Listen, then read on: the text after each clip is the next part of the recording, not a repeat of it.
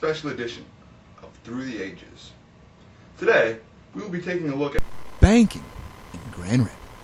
Now, for those of you who have not seen this program before, it is my pleasure to inform you that our goal here at Through the Ages is to inform the audience how modern conveniences have came to be.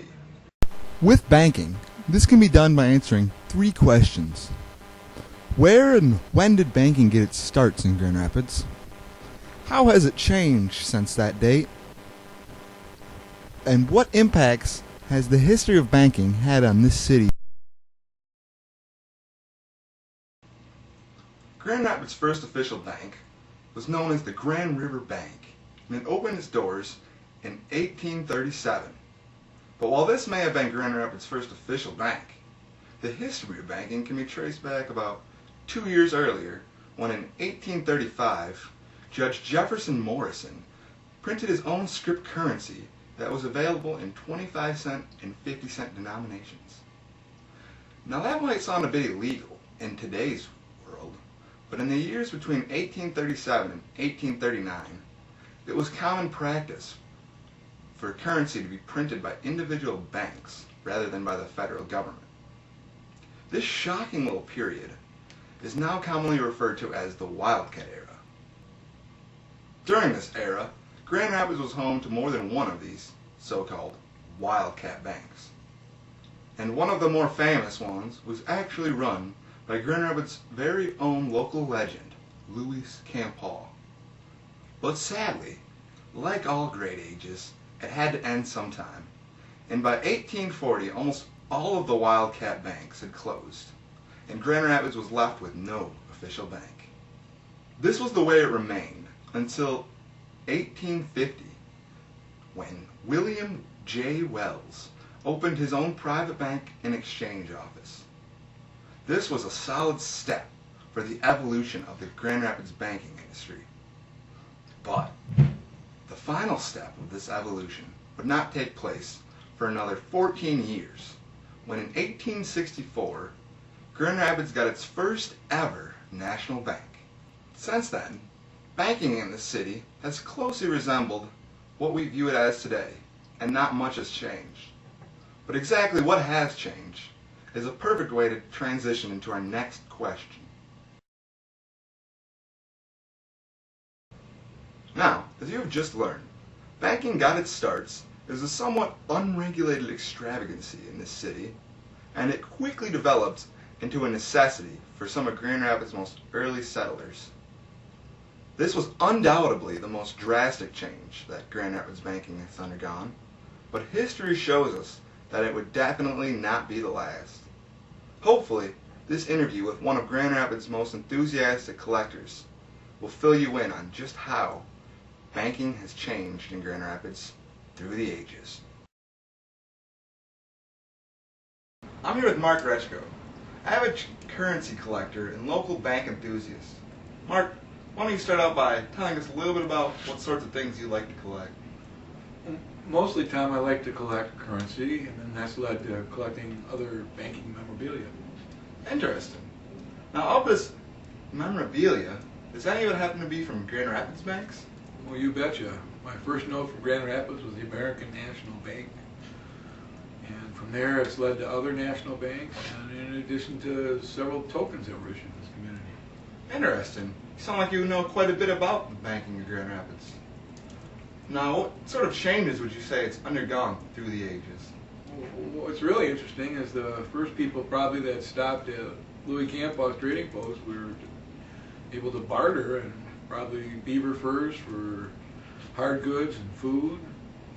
And from there it went to, eventually, in the last 50 years or so, there were several banks issued. There were statements that were handwritten.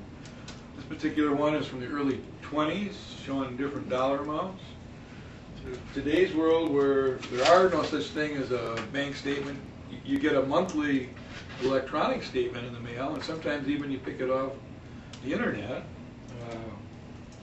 In the olden days, checks were written, and you could number them. They were pretty loose. You could do whatever you wanted to write a check. Today's world has checks that have serial numbers on them down here, and they have bank numbers. In the olden days, if you looked at banking, it said the hours were from 9 to 3, 5 days a week. In today's world, you have an ATM card, and banking is 24/7, 365 days a year. When I was a student at community college, you'd get a token for the parking lot. In today's world, you use your Raider card to get in and out, right? That is correct. And is that all that you can tell us today about the changes in banking?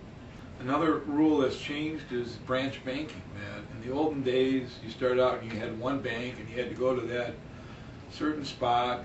And then a guy named Lewis Kaufman, that was the president of the First National Bank and Trust in Marquette, is called the father of branch banking, where it was decided that a bank could open up a second office and a third office. And at first, it had to all be within a 25-mile radius of the bank itself. In today's world, you or I can use our ATM card any place in the world to get money out of our local bank. Very interesting. Well, thank you for all that information.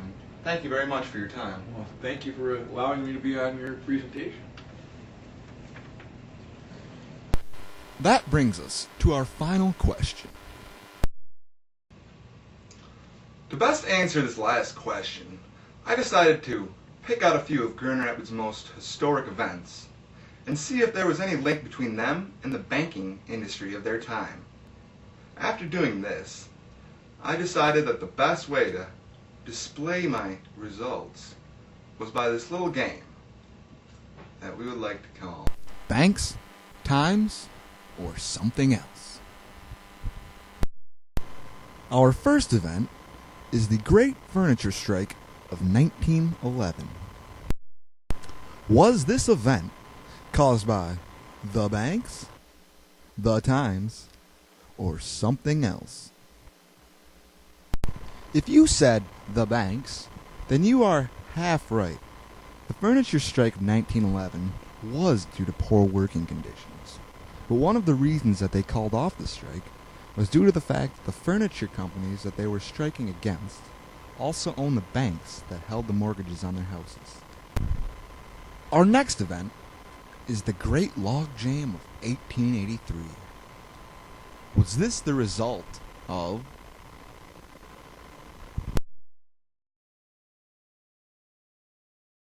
That one was actually something else, and it was due to the excess amount of rain that fell that year, which caused a massive amount of logs to be prematurely thrown in the river and blocked up for miles. And now, our final event, the start of urban renewal. Was it banks, times, or something else? This one is actually very debatable, but the fact that some of the members of the Grand Action Committee for Urban Renewal were major town bankers is enough to make this news reporter wonder why they really tore down as many buildings